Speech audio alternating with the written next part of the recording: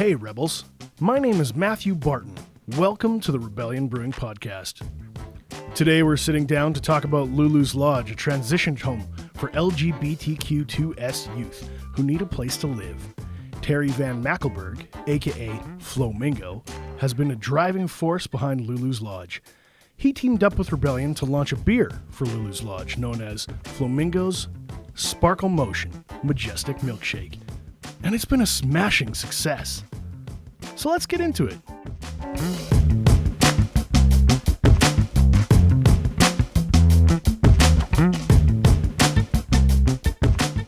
Terry, welcome to the show. Hi, Matt. How are you doing today? I am deadly, but mostly because I get to sit down with you. This is our second sit down, isn't it? Really? In this setting. We've been together lots. Not in that way, but maybe.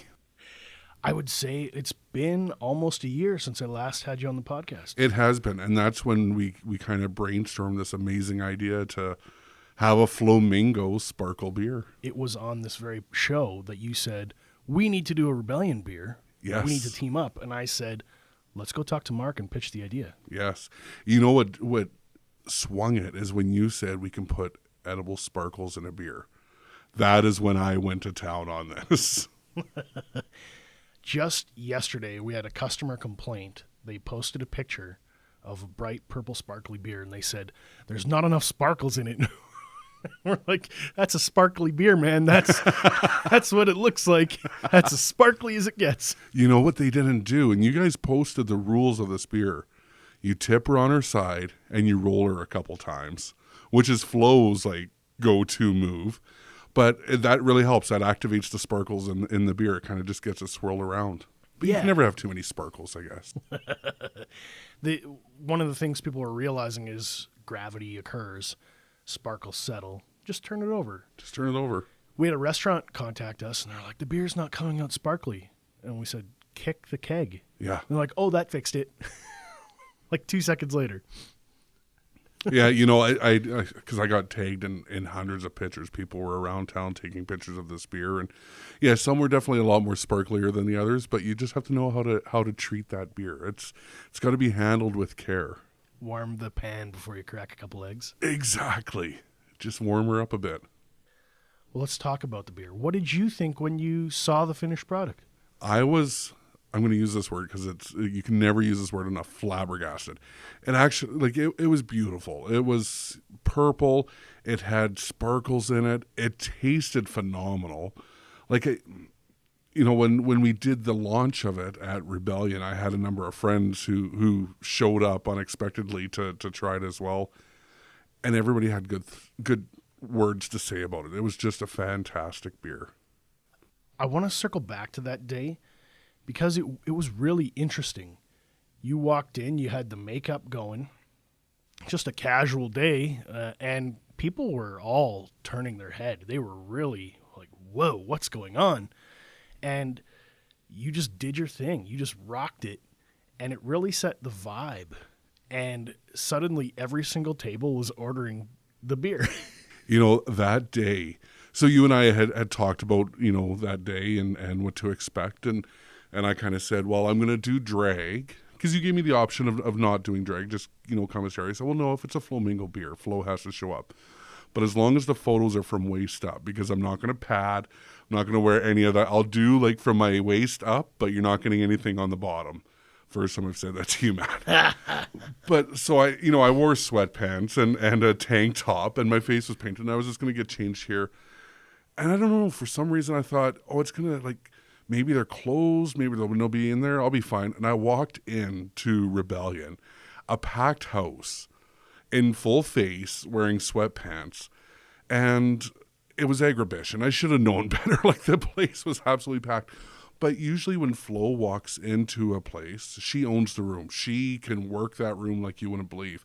But because I was Terry with makeup on, I just put my head down and I said to my partner, I said, let's just go sit down right now. So we're walking to the back table and I heard somebody say, hey, gay boy. And I'm like, oh shit, it's starting. So I'm like, Daryl, sit down. And also my friend came over and she's the one that said, hey, gay boy. But then I'm like, okay, I have some people here. I'm not the only homo in the room. But then I went and got changed into Flo, and that's when the magic happened. People were just turning their heads. Nobody was scared. They're like, hey, how cool can this be? Sitting in Regina in Rebellion, drinking beer during Agribition with a drag queen. You can't get better than that. And like you said, every table then all of a sudden had this purple sparkle beer on the table. I don't know if I told you the story. Stop me if I have. Well, I'll tell it for the podcast. I was standing there and we were doing the photos, and you had turned your back to kind of schmooze with some people, and a lady tapped me on the shoulder and she said, "This is my very first time at Rebellion." And she goes, "I never knew you'd have a drag queen in the tap room." And I'm like, "Well, it's a special occasion for the beer." And I tell her a little bit about it. And I said, "This is Flo Mingo doing the Flo Mingo thing." And she goes, "My daughter's into drag. She just loves it." She goes, "I've never been to Rebellion before, and this just made it. This just made the whole experience for me. I feel so welcome in this space." She goes, "My daughter's going to love coming here." And I'm like, what a coincidence that you just happened to be there, her very first visit, and all those kind of pieces connected together. But I did have a second story I wanted to share with you. There's some cowboys there, some good old Lots boys. of cowboys. And I was like, oh man, this drag queen's going to blow their hair back, these guys. What do they think? And one of them kind of pulled me over and he goes, "Hey, what's going on there?" So I told him we're selling this sparkly, purpley beer for Lulu's Lodge. And what it is it's going to help kids who don't have a home to go to. It's transition housing. We're helping kids who might be homeless or need help. And he turns to his friends and he slaps them on the arm, on the shoulder. And he goes, "Why didn't you tell me about this? This is amazing." And he goes, "Right, guys?" And they're all like, "Yeah, that sounds great." Yeah. And that was not the reaction I expected from that table. I thought they were going to be like, "Yeah, okay, whatever." But they were like, "Wow, that's amazing." They turn to the server. She comes up and they're like, "We want to order that beer." Immediately. Totally. Yep. We're in Regina, Saskatchewan. I know where we are. And it completely, I read them wrong. Yeah.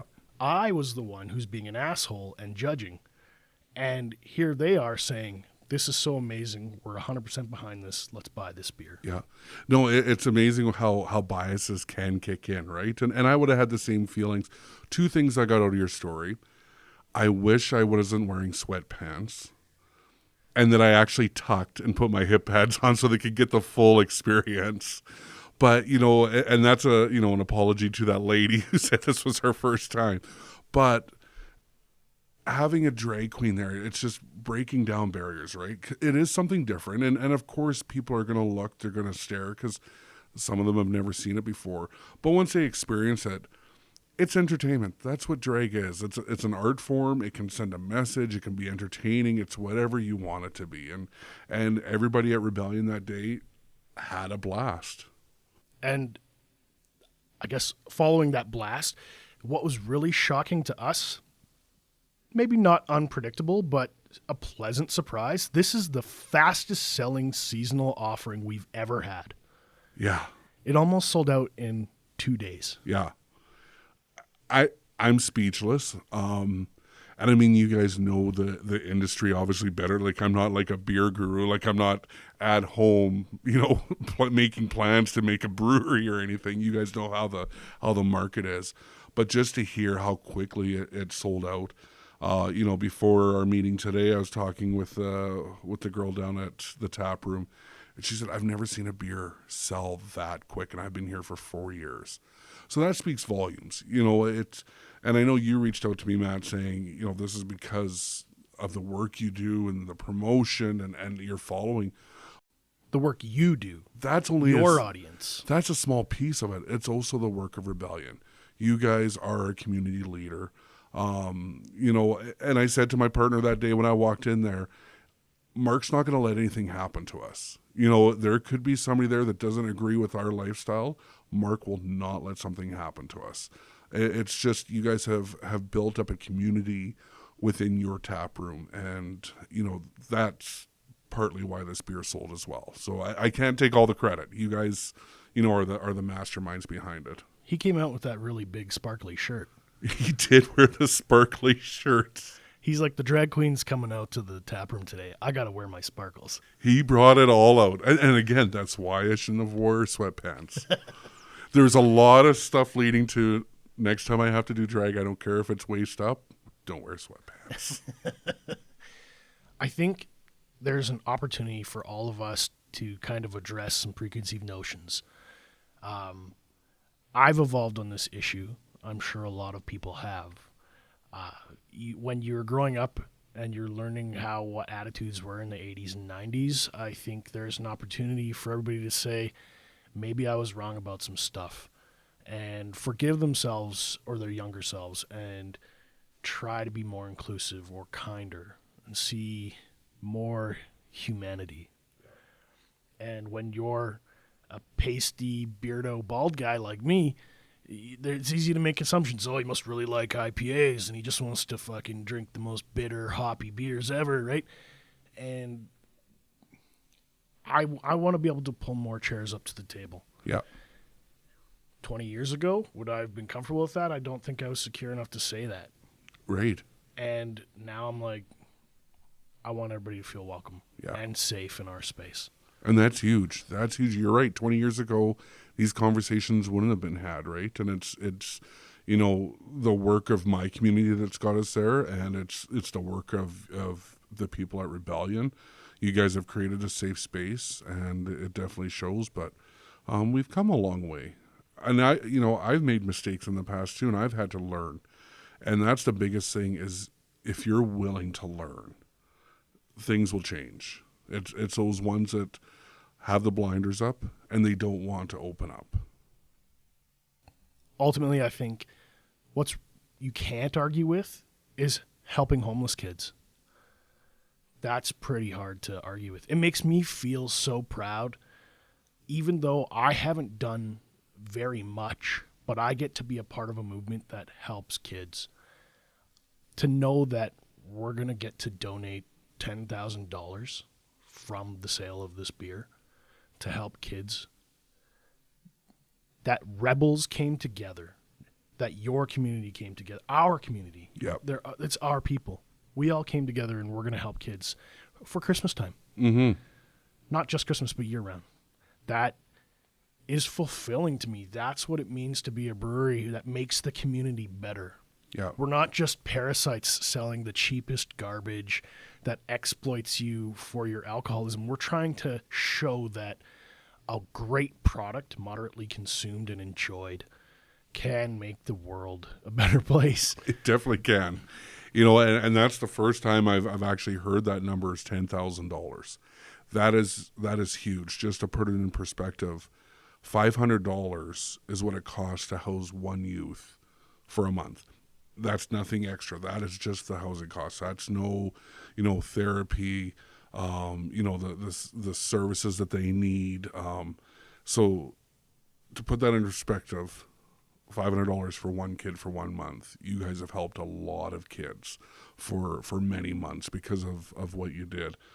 But, it's, you guys really came to the table to help Lulu's Lodge. And to know that there's youth out there that are homeless because of who they authentically are, that's a problem. And I know, a lot of your viewers might not, even think of it or make the connection that, a kid comes out as gay and they no longer have a home to go to. That's troubling. That's extremely troubling on the parents' behalf. And Lulu's offers that hope for them, that safety, that warm bed, food, love, a community. And you guys have helped to keep that going. I know through our conversations, I've been reflecting a lot about my sons. And I kept thinking about our community, our friends, our family. And I couldn't imagine, if my sons, if one of them comes out as LGBTQ 2S, if he decides he wants to be a she or wants to love someone of the same gender, I can't imagine kicking them out of the house. Great. And I know that they're young yet, and if their friends come out and their friends have nowhere to live, I'm like, we got a futon in the basement. We got a safe space for you. Yeah. I just couldn't imagine, and I'd want to be able to say to them, your friends will have a safe place. They will have food in their belly. Yeah. I don't ever want to have them face minus 25 Celsius. That I just can't imagine that. And when you tell me those stories, it really fucking hurts my heart. Yeah. And sorry. No, it is emotional. It's very emotional. Yeah. It really makes me fucking mad. That would be, you would think that would be the expectation of a parent. That is just the expectation. Lulu's Lodge, they have 5 beds. They've been at 95% occupancy since they opened. There's a wait list to get in there. It is a problem. 40% of all people who are facing homelessness identify in the LGBTQ2S community. It's a real issue out there. And, Lulu's Lodge has helped, bring awareness to this issue. Rebellion Brewing has helped bring awareness to this issue. And that's, why I do drag. That's why I do what I do, is we need to bring awareness to this issue. When I came out, I was 34 years old. Wasn't good with my parents. But I was 34. I could handle it. I had a support system. No 15-year-old should have to hear, you're no longer my son. I don't love you. Get out of the house. Just because they're gay. That should never happen. It really doesn't sit easy with me. And getting to team up with you and feeling your positive vibe and your positive energy, it makes me feel like we're going to get to make the world a better place. Absolutely. Absolutely. You already did. Just by, having me part of the Rebellion family. That's a step in the right direction. Man, what's next? Another beer. More sparkles. No. Everybody's aware Flo is kind of taking a little bit of a hiatus. She just needs a break. She's a tired girl. But, that doesn't mean that the advocacy work has to stop, because there's a lot of messages out there that need to be delivered. We have some community leaders in this city who are making a huge difference, and Rebellion's part of that. You ask what's next. I hosted this huge fundraiser this past fall called Walk the Walk. Right. We had Sandra Masters, Nelson Bird, Trent Witherspoon, some pretty big names. And I'll just put a little teaser out there. I'm not going to confirm anything, but maybe there's somebody from Rebellion who's going to be in the next Walk the Walk. He might have a tattoo on his arm of Divine. Well, tell me about Walk the Walk. How much money did you raise? In the end, $69,000. That's amazing. This is all for Lulu's. It was all, 100% of it went to Lulu's Lodge. My goal was to hit $50,000. And I walked away with $69,000. Back in the day, I used to work with Nelson. Oh, really? Yeah, he was so kind. He was so giving, because I was just learning. Yeah. I was fresh cub reporter. And when he posted those pictures online, I'm like, man, Nelson, your sister really looks like you. and I'm like, oh, wait, that's Nelson. That was the most amazing thing from that fundraiser is, I can't take all the credit. It's been in the back of my mind to do a show like this, but I didn't have the connections that I needed. And Councillor Shannon Zakudniak approached me with the same kind of idea. And it all stemmed from the show We're Here. It's a new show I think it's on Amazon, Crave, Netflix, one of those streaming services. Give it a watch. But it's about these drag queens that go town to town and try to, show the world that, hey, we're all right people. And so, we planned this show. We got everything happening. We got the celebrities. And I thought, okay, I know the first time I hit the stage in drag, I stood there, which is kind of what I do now. I'm not a real dancing queen, let's be real. But, you're nervous. You're standing in front of an audience. And my first show, maybe there was, 40 people there. And you just want that song to end. So I'm like, these people are going to be the same. No, they brought it. They danced on the stage. There was reveals. like Trent Witherspoon whipped his gown off into this little bodysuit. John Findura went down into a little bodysuit. They were splitting on the stage. They worked the room in front of 250 people. They own that stage. So, to walk away from that with the memories, $69,000, and to know that those celebrities left there knowing a little bit more about my community and the audience, that meant the world. This year I'm going for $100,000. Awesome. When is that show happening? It is scheduled for August 28th. I'm still finalizing the details, so working out the celebrities. There's going to be a new venue where you wouldn't expect us to be, but it's a lot larger of a venue. And it costs Lulu's Lodge about $75,000 a year just to keep the home open, just to operate and keep the doors open. So my goal is I want to raise $75,000 for Lulu's Lodge, and then $25,000 to go into a scholarship for these youth to be able to get post-secondary education. If people want to buy tickets for the show or they want to find more information, where should they go? Message me right now. Follow you on Facebook. Follow me on the socials, Facebook, Terry Van Mackelberg, Flo Mingo on Instagram, _Flo Mingo. Details will be coming out fairly shortly. I'm hoping maybe by February we have everything released. So we can keep the momentum going from the Majestic Milkshake and now into this new drag show. And keep helping those kids. Keep helping the kids. Exactly. Man, that makes me feel good. And if you want to help right now and you can't buy the beer because we're sold out, go to the John Howard website. There's a link on there to donate, and you just type in for Lulu's Lodge, and the money goes right there, and you get a tax receipt instantly. Terry, that's awesome. Thank you for your time today. Thank you. Thank you for everything you have done. Marcus and the entire team at Rebellion. You guys are outstanding. Fabulous.